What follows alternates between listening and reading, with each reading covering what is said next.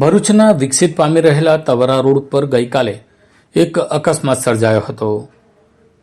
Car વળાંક વાળી રહી હતી તે દરમિયાન પૂર ઝડપે આવતા મોટરસાઇકલના ચાલકે ધડાકાભેર કારને અથાડતા કારમાં બેસેલી મહિલાને પણ ઈજા પહોંચી હતી અને મોટરસાઇકલ ચાલકને ગંભીર ઈજા પહોંચવાની ઘટના બની હતી। ભરૂચના તવરા માર્ગ ઉપર આવેલા ભારત પેટ્રોલ પંપ પાસે ગઈકાલે કાર વળાંક લઈ રહી હતી।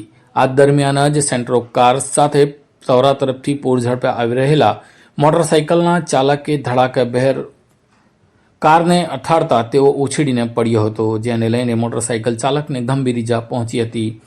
જ્યારે મોટરસાઇકલ ચાલકે કારને ટક્કર મારતા તેમાં કારમાં બેસેલી એક મહિલાને પણ ઈજા પહોંચી હતી।